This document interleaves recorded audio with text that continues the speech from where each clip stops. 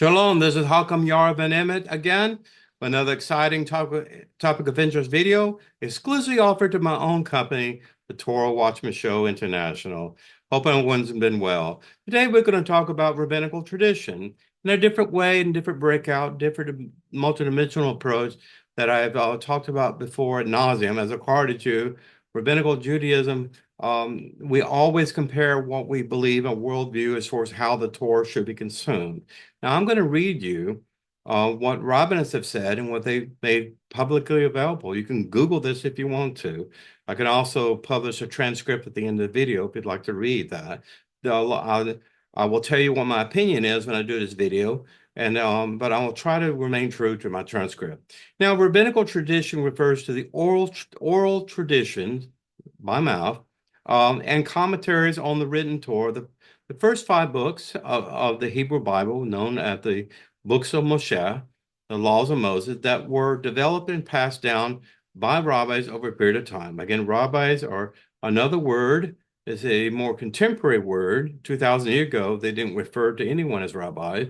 The people that were in charge of the Torah and things like that nature, like in the Sanhedrin 2,000 years ago, they were just known as Pharisees and Sadducees or Torah scribes, things of that nature, or Hakam, that kind of thing that Cardi Jews have adopted. And Cardi Judaism, we don't refer to our leaders, the people that read from the Bema, people that kind of manage the operations of our synagogues in Israel and abroad. We don't refer to them as rabbis, okay? But just to be, for the purpose of this video, I will use the word rabbi to refer to someone that's completed 3 or 4 years in yeshiva and that was voted on by 3 other rabbis, by their peers, that they would be a licensed rabbi themselves, okay? So anyway, it emphasizes the importance of both the written Torah and oral Torah together, not apart, which is believed to have been revealed to Moses alongside the written Torah on Mount Sinai. So for oral Torah to be revealed to Moses, that means God would have to reveal that orally to him, and God does not have a mouth per se, like human beings do, whether it was transmuted or transmitted, telekinesis, ESP, whatever it may think.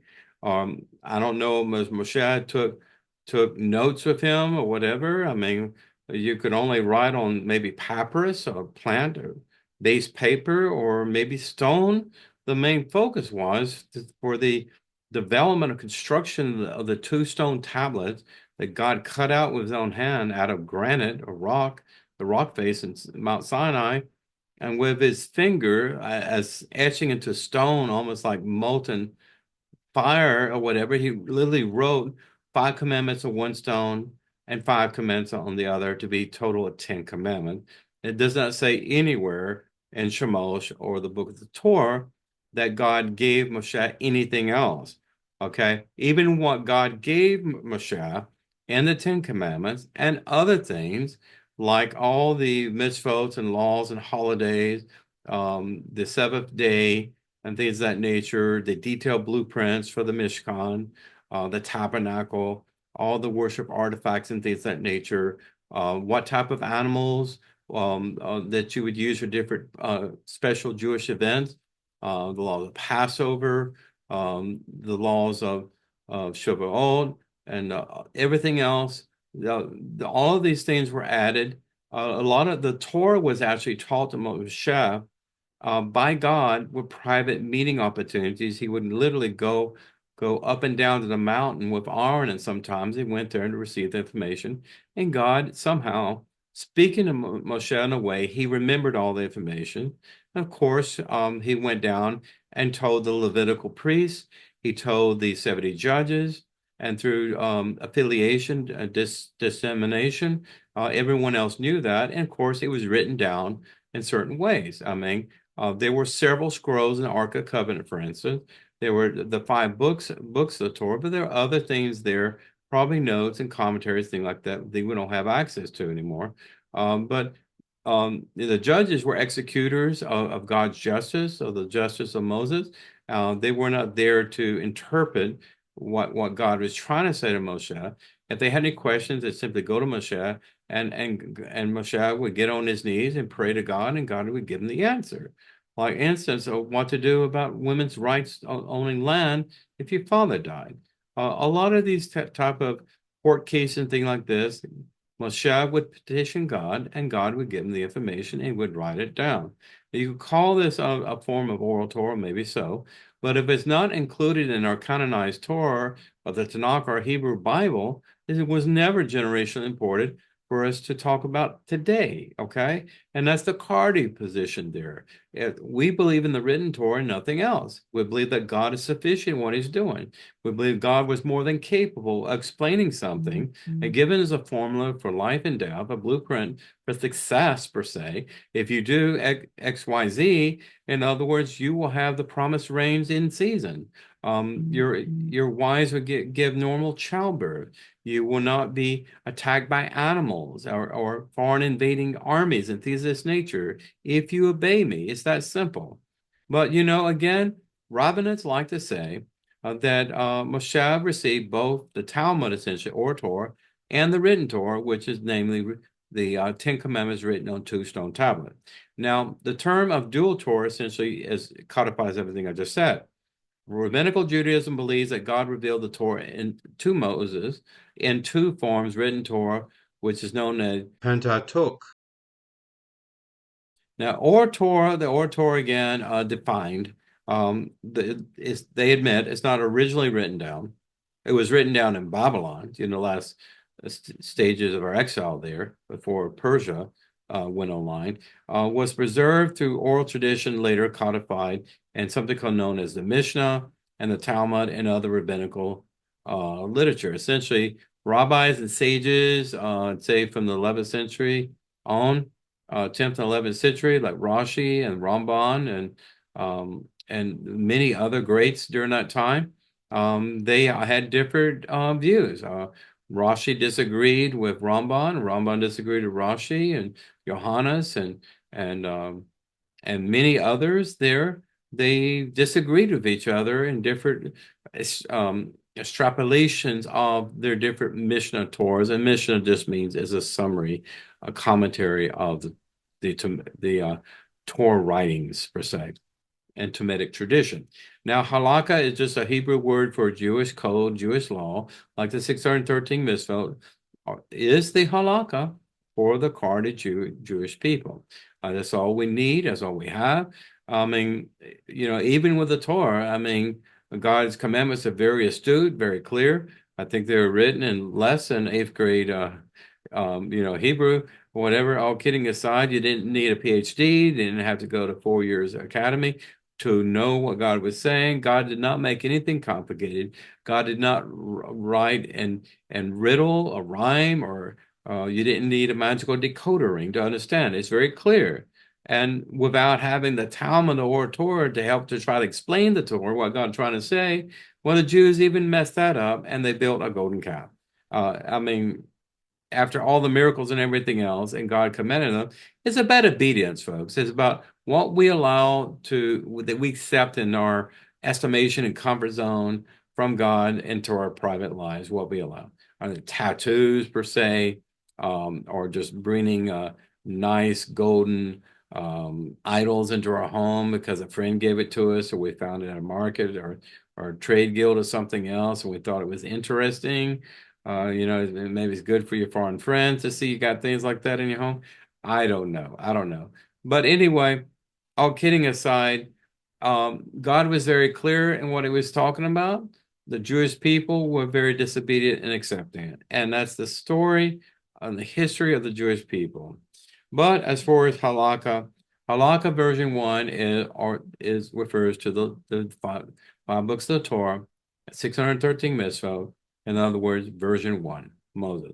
Version 2 is what rabbinics devised themselves over a period of time and codified in the Talmud and several different Mishnah sacred writings themselves. They did that. Of course, I will remind you, it said very clearly in Davarim, you will not add or subtract anything to the Torah. God does not need our help. He just needs our obedience. He needs our obedience and trust and faith. You either trust God explicitly or you don't. The rabbis who had problems with what God was telling the Jewish people, well, they made up compromises and things like that. They never planned on us going back to Israel during the Middle Ages. They never thought it was possible. Everyone was surprised in 1948 really came about. It was a miracle in itself, that we survived the Holocaust and everything else. But I'm saying they were making all these rules and everything, trying to reinstate the Sanhedrin in Lithuania and Poland and Germany and other countries and Spain. They considered themselves as equal to the judges that of Jethro's time. Jethro told Mosiah, "You need to appoint 70 judges. Too much work for you." Well, they chose to interpret what it said about the judges, that they are judges too, and said it simply, teachers of the Torah. They put themselves in judge and jury and arbitrator over every single aspect of the Jewish people. Okay? Now, Mishnah is a written compilation of oral laws compiled around 200 CE, Common Era. That's actually when the first one was actually canonized, probably from parchment form. Okay? Moving on, the Talmud is a collection of both Mishnah and Gemara, which are a latter commentary on the Mishnah, providing detailed legal analysis and discussion.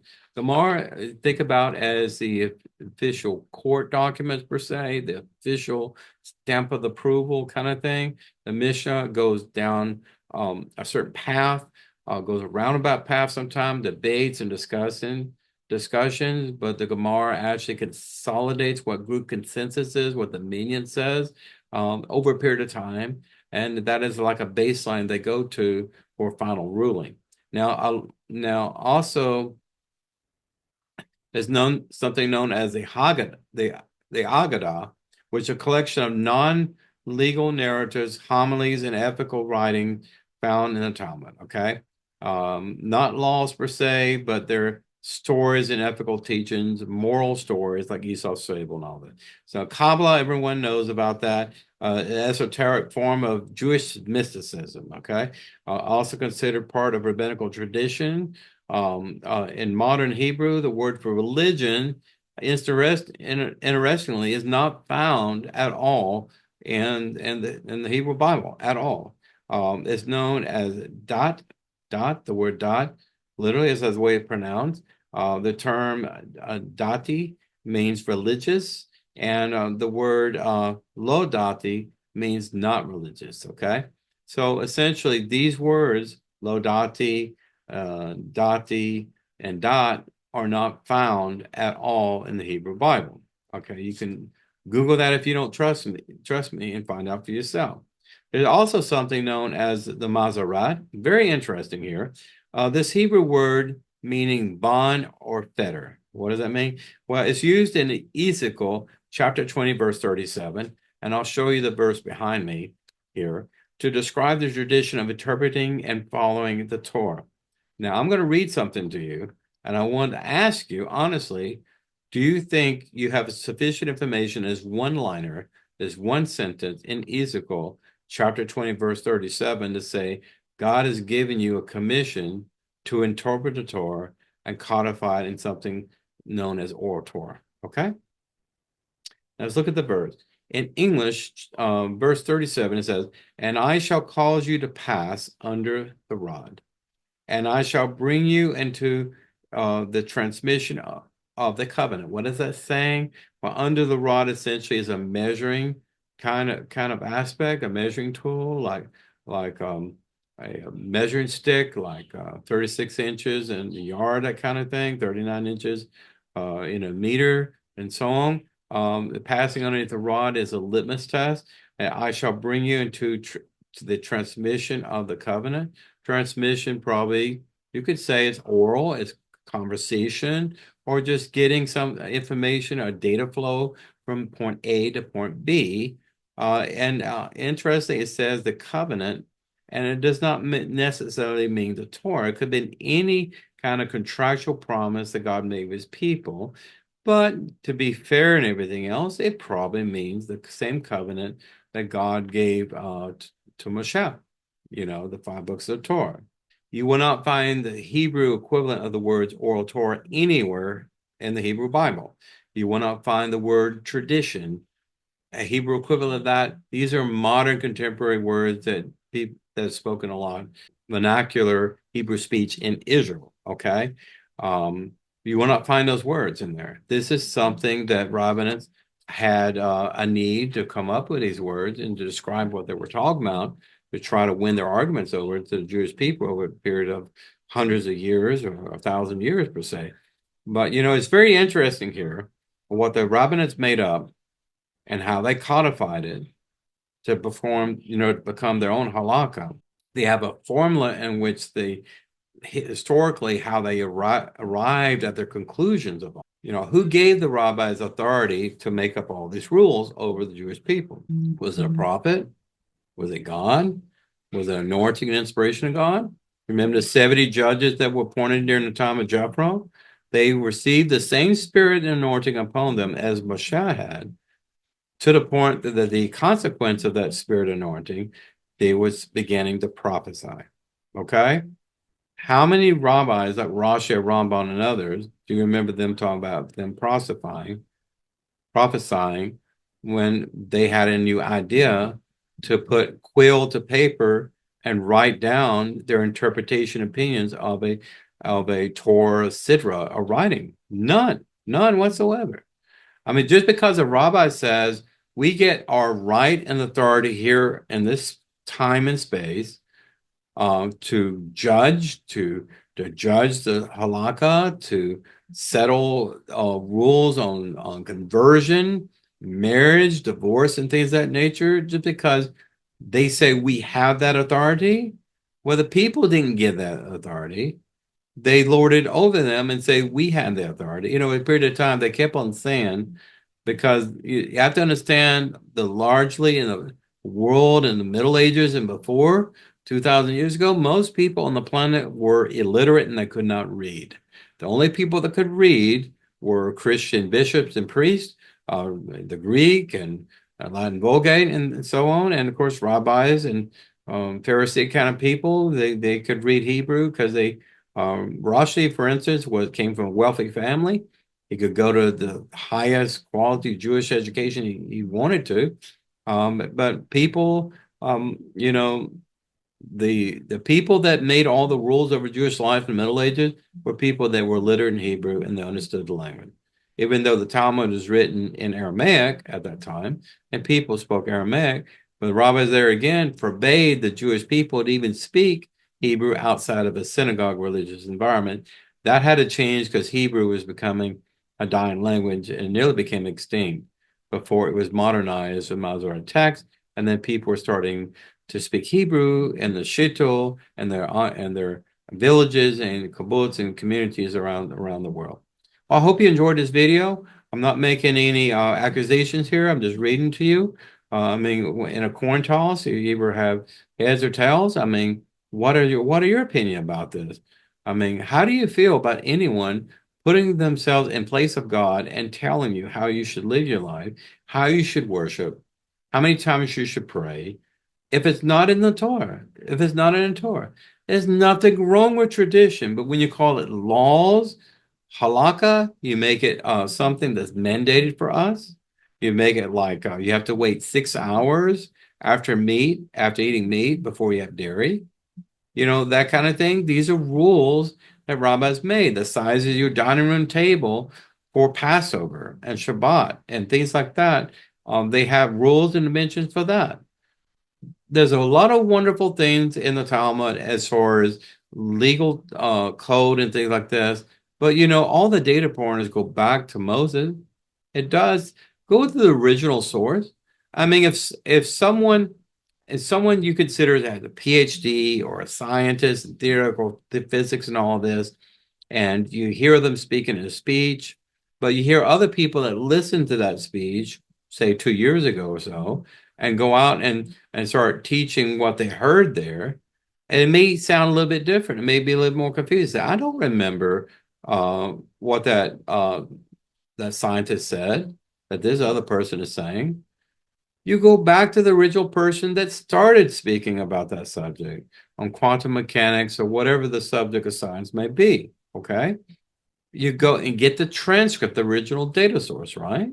Don't overcomplicate the Torah. Don't add laws, and God does not need our help to add laws or to polish it with different color of paint per se.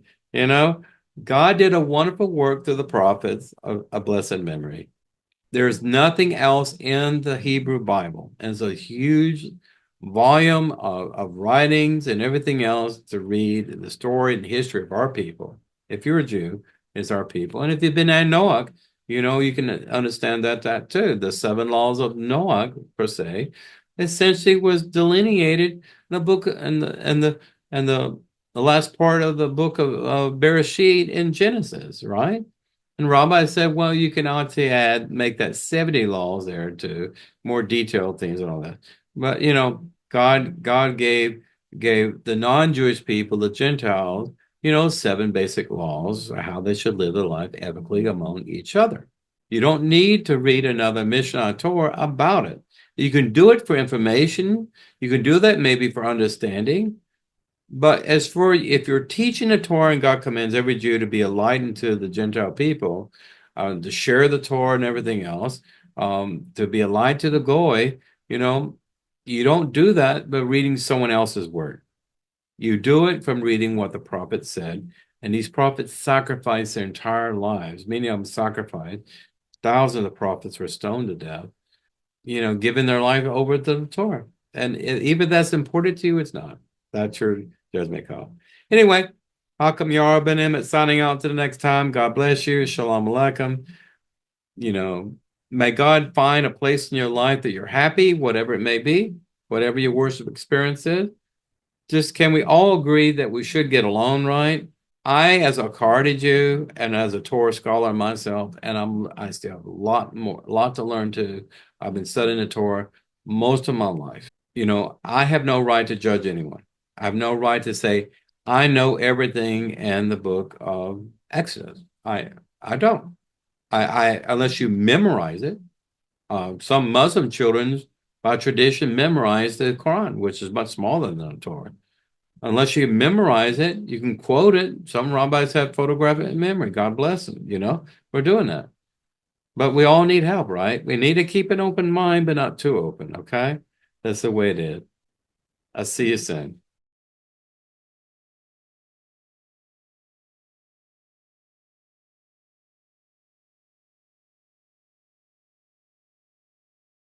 If you've enjoyed this program, please click like and subscribe.